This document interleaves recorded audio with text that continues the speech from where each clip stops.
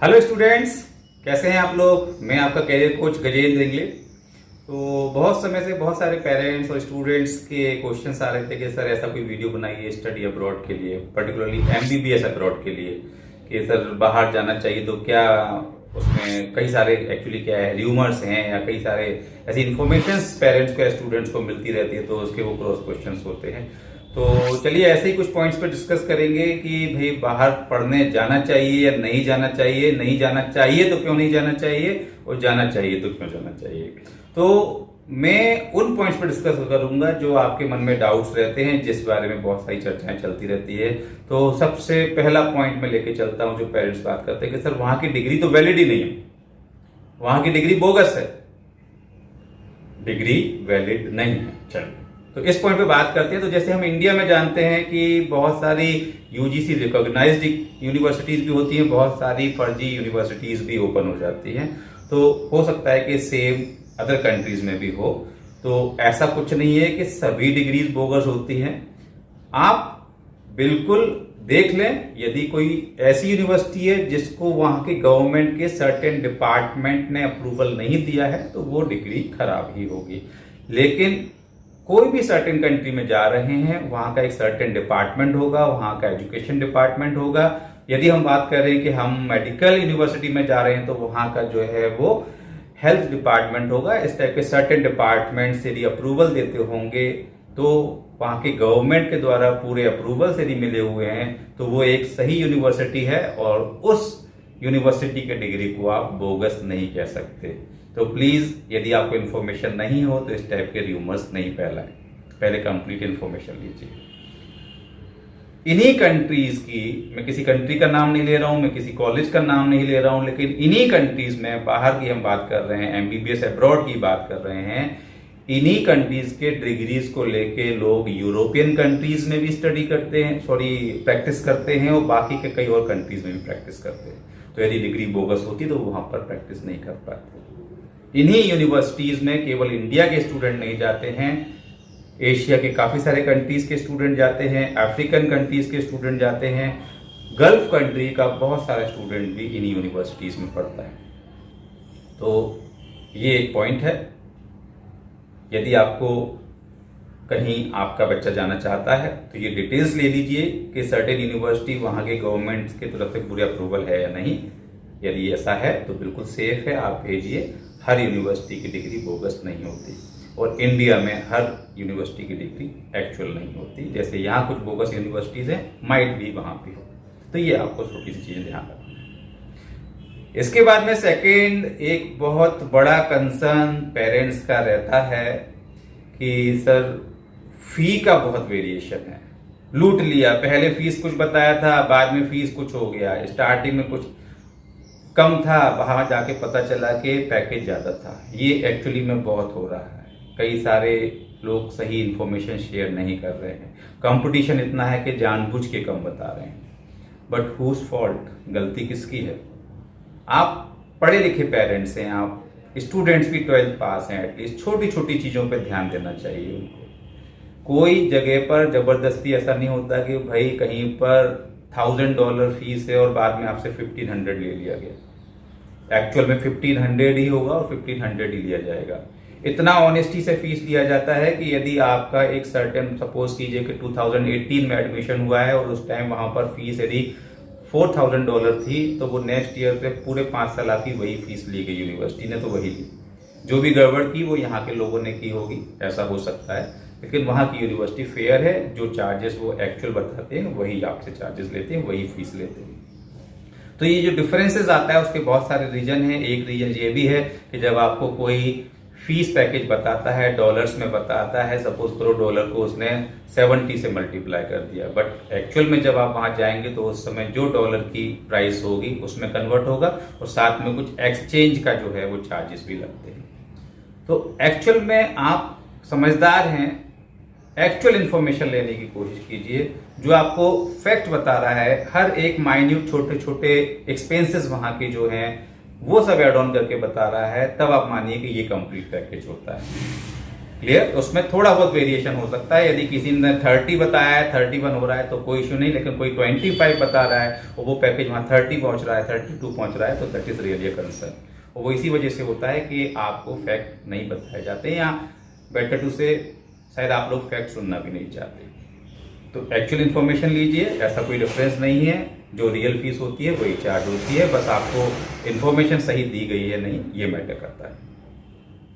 Third, एक और point जिसपे बहुत सारा लोगों के डिस्कशंस चलते हैं कि भाई चलो वहां की डिग्री तो आपने कर ली, वहां पर डिग्री वैल्यूएबल भी है, वहां की डिग्री वैलिड भी है, सब है, लेकिन इंडिया में आके वो डिग्री कागज का पन्ना रह जाती है, उसका कोई मतलब नहीं निकलता है। कारण है कि वहां से आने के बाद लोग एमसीआई टेस्ट नहीं निकाल पाते। एक्चुअली एमसीआई स्क्रीनिंग कुछ नहीं, earlier there was an examination FMG foreign medical graduate examination था।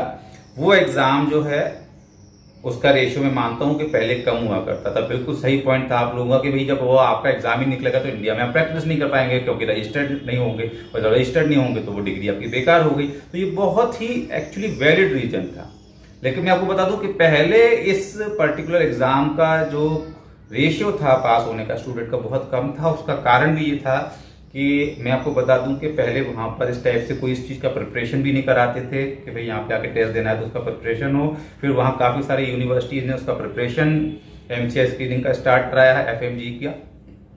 फिर अभी जब आपने देखा कि पहले कोई भी पहुंच जाता था, कितना भी टफर स्टूडेंट हो वो भी पहुंच गया, लेकिन अभी क्या किया है कि जब से अब ये नीट का एग्जाम कंपलसरी कर दिया है कि जो नीट क्वालिफाई होगा वही वहां जाएगा, तो अब आप समझिए कि थोड़ा सा फिल्टर हो गया। मतलब वही स्टूडेंट जाएंगे जो थोड़ा सा मेहनत करना जानते हैं, ठीक है।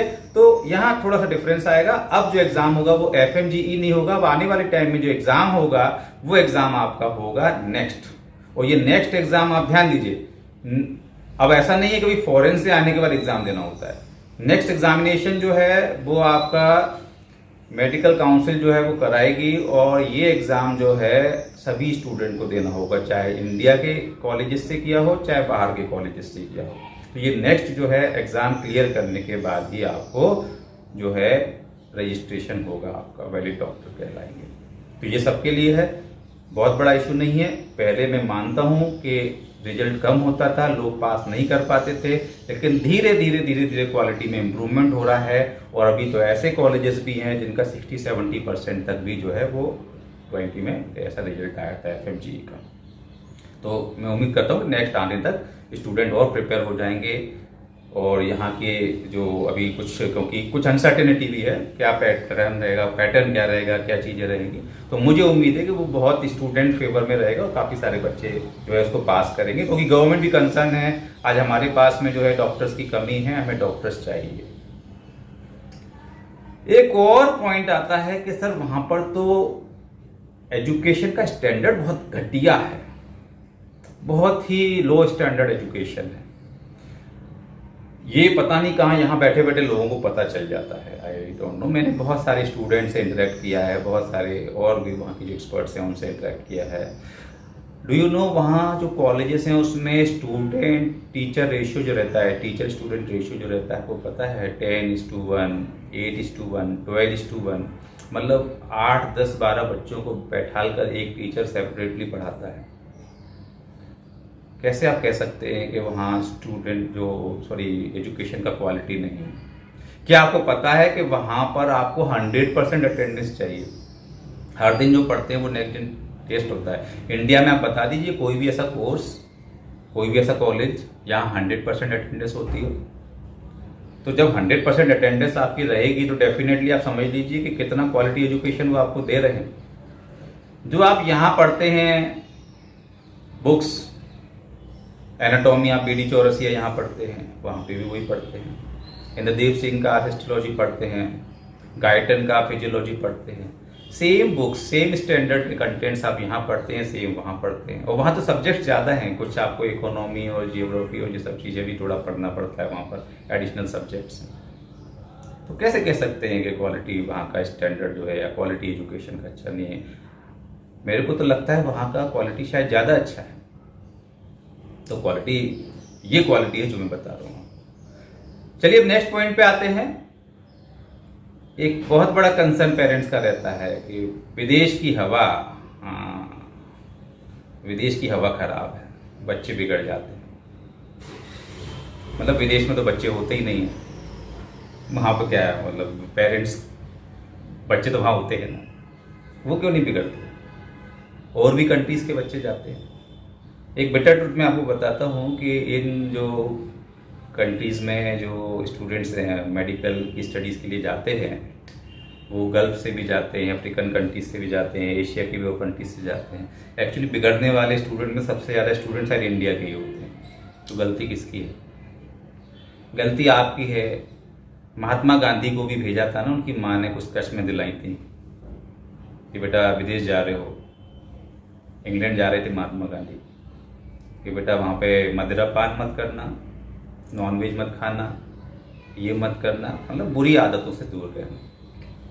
जब महात्मा गांधी को उनकी माँ ये कमिटमेंट, एक कसम दिला सकती हैं, तो आप भी अपने बच्चों को थोड़ा सा ये एक विश्वास उनका जीतिए कि भाई बेटा अपन वहाँ जो जा रहे हैं वो स्टडी करने जा रहे हैं, बिगड़ने नहीं जा रहे। बिगड़ तो कहीं भी सकते हैं। देखिए, बच्चा कोटा पढ़ने जाता है, बहुत सारा बच्चा बिगड़ जाता है, लेकिन बहुत सारा बिगड़ जाता है, लेकिन कुछ नहीं भी बिगड़ता।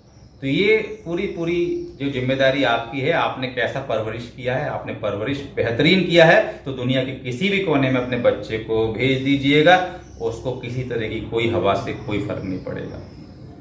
ठीक, तो ये पॉइंट जो है, लेकिन मैं समझता हूँ कि it depends on a student और पेरेंट्स और उनके जो संस्कार भी हैं।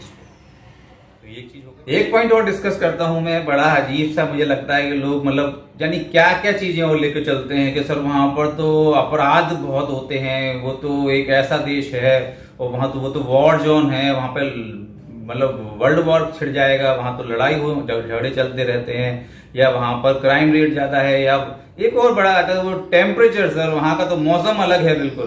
तो ये तो बिल्कुल मतलब मुझे समझ में नहीं आता है कि मतलब आपका मेन कंसर्न क्वालिटी एजुकेशन है या ये सब चीजें हैं। यदि आप अभी प्रेजेंट में देखेंगे तो मैं आपको बता दूं, इंडिया की भी अपन बात ले लीजिए, इतना बड़ा एक देश है, इस देश में कुछ ऐसी भी सिटीज हैं जो बहुत पीसफुल हैं और कुछ ऐसी भी सिटी हैं जिसमें क्राइम रेट बहुत ज्यादा है। आप जिस सिटी से होंगे, हो सकता है आपके सिटी का खुद का क्राइम रेट वो ज्यादा हो बनस्पत उस सिटीज के जहां पे आप बच्चे को भेजने वाले हैं पढ़ने के लिए। ठीक है, तो क्राइम हर जगह है, वो आपने सर्च कर लिया, किसी ने बता दिया, आप उस चीज में लग गए। ठीक है, बच्चा पढ़ने जाता है, कॉलेज कैंपस में रहता है, हॉस्टल कैंपस में रहता है, थोड़ा बहुत आउटिंग पे जाता है, और बाकी क्राइम तो हर जगह पे है। कहाँ कितना है, कहीं कुछ रेशियो थोड़ा बहुत ऊपर नीचे हो सकता है। हाँ, यदि आपको लगे कि किसी पर्टिकुलर सिटी में हाँ वास्तव में बहुत क्राइम रेट ज्यादा है, फैक्चुअल इन्फॉर्मेशन है, तो डेफिनेटली आप वहां की जगह किसी और जहां आपको लगे कि क्राइम रेट कम है वहां भेज सकते हैं। ठीक है, मैं एग्री करता हूं। ठीक है, फिर आपने जो टेम्परेचर की बात करी, भाई टेम्परेचर जो है वो केवल आपको कॉलेज और हॉस्टल की बिल्डिंग के बाहर ही फील होता है। वहां पे हजारों इंडियन पढ़ रहे हैं, स्टूडेंट पढ़ रहे हैं, बाकी कंट्री के भी स्टूडेंट्स पढ़ रहे हैं, दे ऑल आर एंजॉयिंग, किसी को कोई प्रॉब्लम नहीं हुई। तो ये टेम्परेचर वाला और ये सब चीजें बहुत बड़े ऐसे इशू नहीं है कि इन वजह से आपको नहीं जाना चाहिए। क्लियर? तो ये सब चीजें मैं केवल डिस्कस करना चाहता था, क्योंकि ऐसे बहुत सारी चीजें जो है निकल के आती है कि भाई इस वजह से विदेश नहीं जाना चाहिए, इस वजह से विदेश नहीं जाना चाहिए, इस वजह से विदेश नहीं जाना चाहिए। बिल्कुल ये सब चीजें हैं, लेकिन इसकी फैक्चुअल इन्फॉर्मेशन तक तो चाहिए आपकी, क्या ये रियलिटी है या नहीं है। सो आई डोंट थिंक ये बहुत बड़े ऐसे कुछ इश्यूज हैं। आप डेफिनेटली पूरा रिसर्च कीजिए, सही काउंसलर से सजेशन लीजिए, और जब आपको पूरा विश्वास हो जाए कि ये फैक्चुअल इन्फॉर्मेशन है, उसके बाद आप डिसाइड कीजिए कि आपको अपने बच्चे को विदेश भेजना है या नहीं। Thank you very much.